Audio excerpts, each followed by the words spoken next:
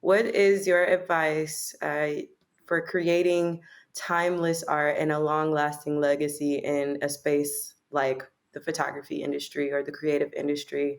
Obviously, you have your own photo studio and you've been able to, create a community of other creatives and photographers in the city of Atlanta, which wasn't necessarily there to begin with. So, could you speak to just creating timeless art? A lot of your photos themselves are very just raw and it's just of the natural essence. You're not doing too many things in the background to make these people look and, be viewed and represented as themselves. So speak to that and how you create those moments. Yeah, I think the first thing, it starts with just a game plan or a vision of what it is you're trying to do. So when I first got into photography or thought about getting into this space, I wasn't necessarily interested in being the best, but I knew I wanted to be recognized as a name you mentioned when you think about photography as a whole. So like as John mentioned, just like standing up for photographers, like that's something that was big with me from the beginning. It's just like, yo, why can't we be as famous as a rapper? Why can't I be as famous as a producer or whatever?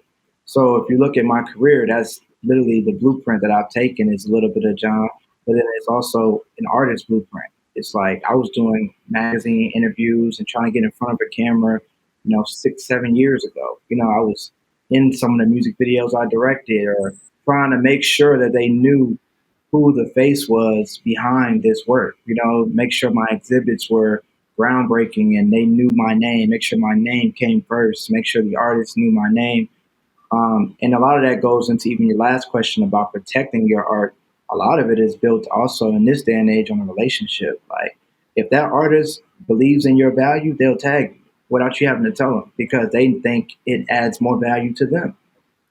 So it's when they don't necessarily believe in you or know who you are, you didn't make that good of an impression that sometimes I believe they'll post your work and it'll fly and they won't tag you. But shoot, if they know us, if they know who Jonathan Mayan is or Cam Kirk is, they want to tag that person because the name has that value.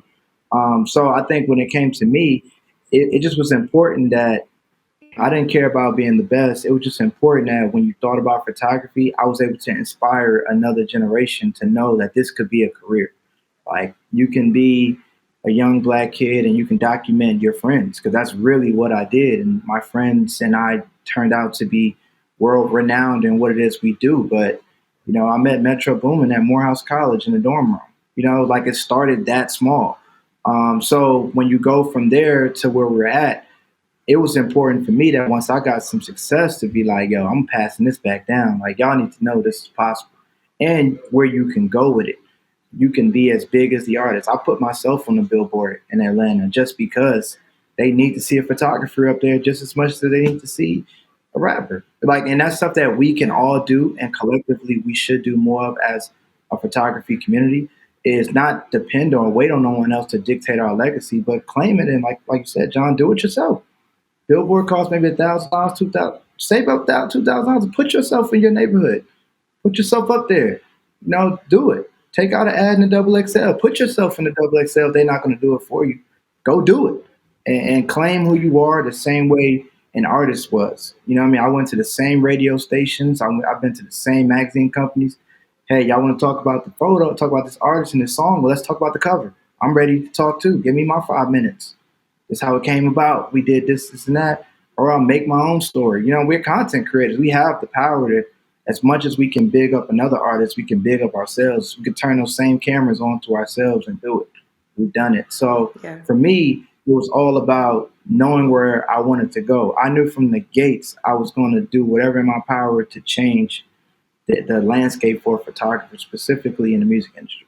I believe wholeheartedly, when my career is over, I'm gonna be in a textbook somewhere because of the ground that we're gonna do to move the needle. Even with like my label that I started, Collective Gallery, signing photographers the same way Def Jam signs music artists and doing the exact same thing for them. Like we give our artists advances, cash, on signing. We invest in them. We do their shoots for them, press. We do whatever it takes.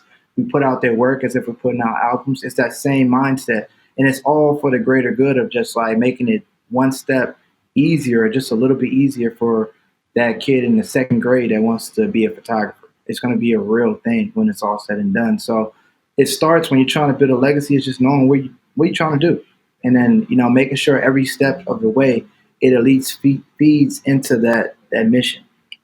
Even if I'm shooting a music artist that might seem small, I'll make sure in some way I do something that feeds into the narrative. That could be having my own BTS cameraman with me, just to show the process, or doing whatever, just to add more to the greater good of what I'm trying to do. And I think again, it just Absolutely. starts with knowing what that mission is. Your mission might be to be the best. And if it's to be the best, then you got a different roadmap than I have. But just knowing what it is you're trying to do and what you're trying to accomplish from the gates, and staying consistent with it.